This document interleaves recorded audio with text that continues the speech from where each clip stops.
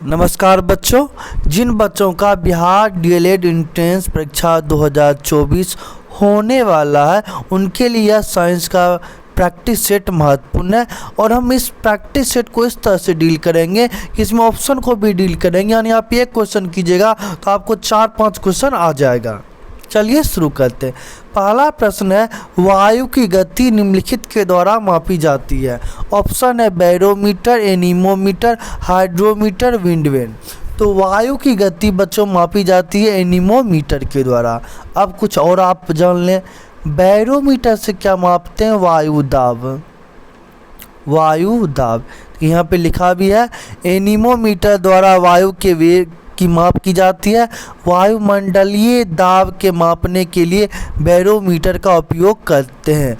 Hydrometer से दोस्तों, hydrometer से क्या मापते हैं? हाइड्रोमीटर से द्रव या जल के घनत्व का मापन करते हैं। जबकि लेक्टोमीटर से, हाइड्रोमीटर का एक प्रकार है दोस्तों लेक्टोमीटर, इससे दूध की शुद्धता मापते हैं। ध्यान रखिएगा। चलिए अगले प्रश्न की तरफ आगे बढ़ते हैं। अगला प्रश्न अच्छा है, बहुत एग्जाम में पूछा जा चुका है। गोताखोरों के सांस लेने संबंधी क्रिया में उपयोग की जाने वाली गैसें हैं। ऑप्शन है ऑक्सीजन था नाइट्रोजन, ऑक्सीजन था हीलियम, ऑक्सीजन था आर्गन, ऑक्सीजन था न्योन।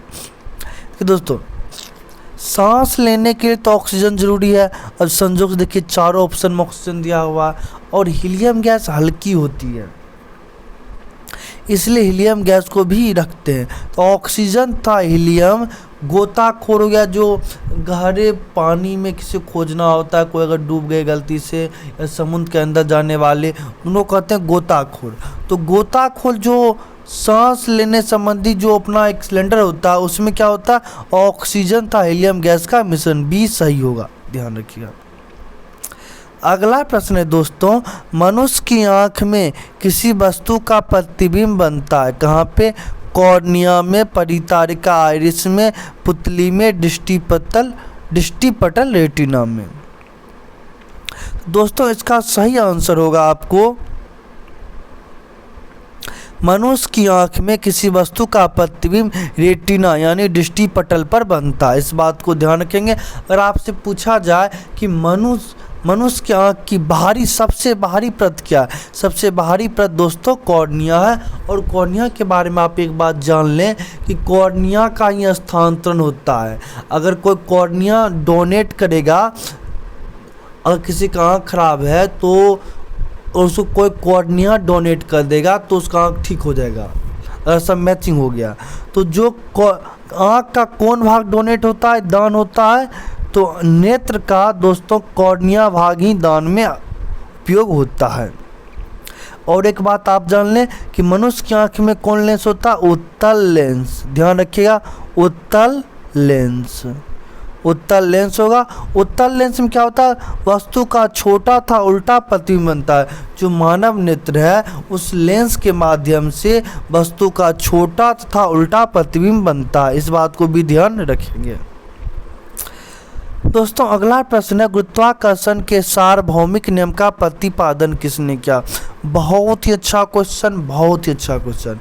गुरुत्वाकर्षण के सार्वभौमिक नियम का प्रतिपादन किसने किया? तो दोस्तों इसका सही आंसर होगा न्यूटन। गुरुत्वाकर्षण के सार्वभौमिक नियम का प्रतिपादन किए थे न्यूटन। अब यहाँ पे देखिए, गुरुत्वाकर्षण का सार्वभौमिक नियम का प्रतिपादन न्यूटन ने किया था।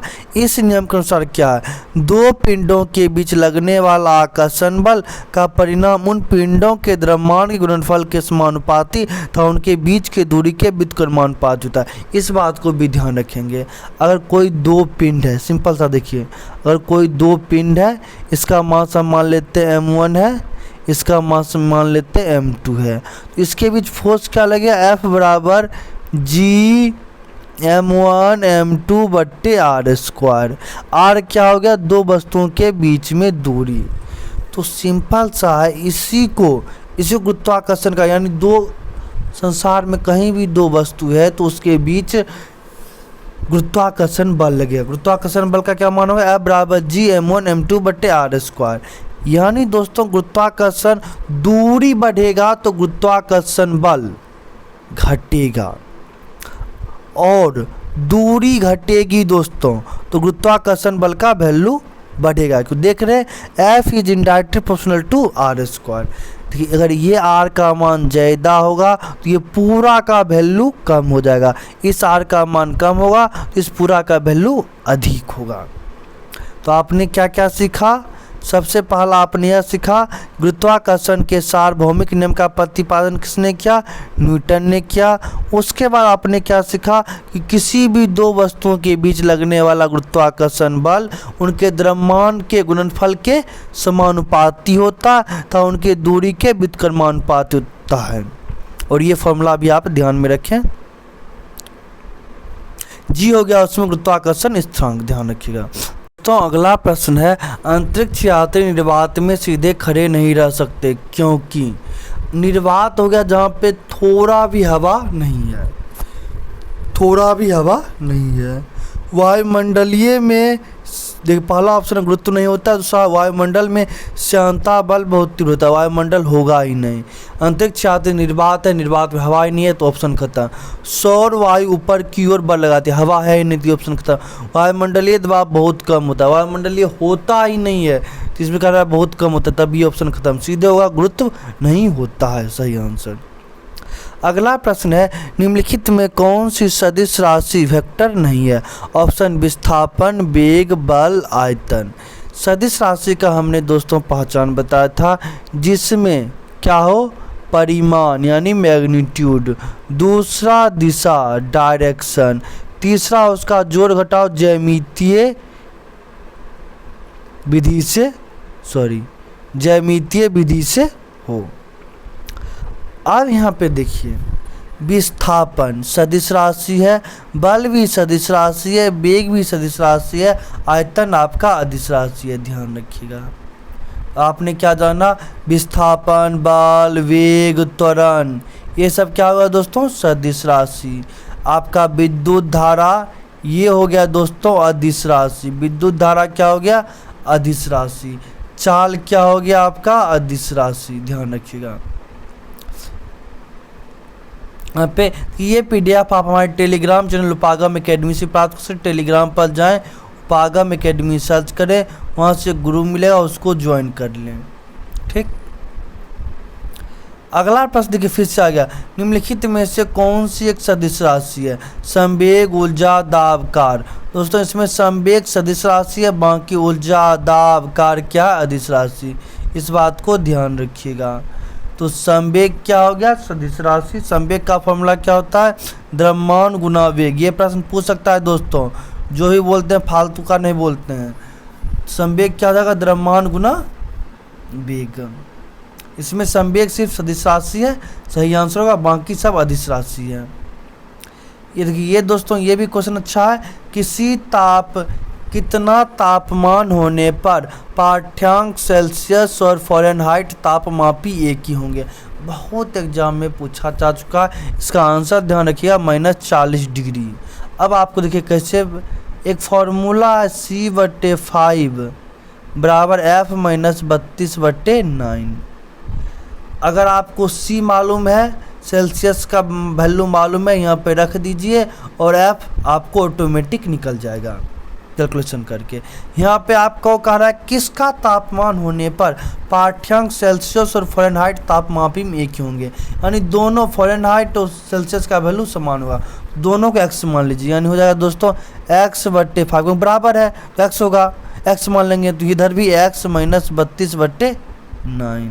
तो ये दोस्तों हो जाएगा 9x बराबर 5x। 9x इधर आ गया, गुना हो गया, इधर आपका क्या हो जाएगा? 5x - 160। ये 5x इधर आएगा दोस्तों, 4x बराबर 100 - 160, यानी x बराबर -40, ध्यान रखिएगा। अगला प्रश्न है जल किसी अन्य द्रव की अपेक्षा अधिक पदार्थों घोल सकता है क्योंकि? दोस्तों ये IAS में UPSC के एग्जाम में 2 बार पूछा जा चुका क्वेश्चन है। अब कहेगा कि इतना हार्ड पूछेगा, तो पहले पूछा जा चुका है, तो अब इसका इतना हो गया है कि DLED, BEd, BPSC और भी कंपटीशन में पूछ सकता है। अच्छा क्वेश्चन है, इसका याद रखिएगा कि इसका प्रकृति द्विध्रुवीय होता है। जल किसी अन्य द्रव की अपेक्षा अधिक पदार्थों को घोलने के कारण है इसकी प्रकृति द्विध्रुवीय होती है। विशिष्ट ऊष्मावला नहीं मारिएगा, गलत हो जाएगा। इसकी प्रकृति द्विध्रुवीय होती है, इस बात को आप लोग ध्यान रखेंगे। अगला क्वेश्चन है दोस्तों, निम्नलिखित में कौन सा हास्य गैस लाफिंग गैस के रूप में प्रसिद्ध है? दोस्तों नाइट्रस ऑक्साइड लाफिंग गैस या हंसी वाला गैस के नाम से प्रसिद्ध है। नाइट्रस ऑक्साइड, ध्यान रखिएगा। पदार्थ के संवेग और वेग के अनुपात में कौन सी भौतिक राशि प्राप्त की जा सकती है? अभी आपको जस्ट बताएं संवेग क्या होता है, m/v, उसका अनुपात के साथ वेग का, तो v भी कट गया तो m, यानी द्रव्यमान सही आंसर होगा। तो ये क्वेश्चन रिपीट हो, चलिए तो आज के लिए इतना ही। आप लोग अपनी तैयारी को अच्छे करें, मन शांत रखें, आपका एग्जाम अच्छा जाएगा। All the best.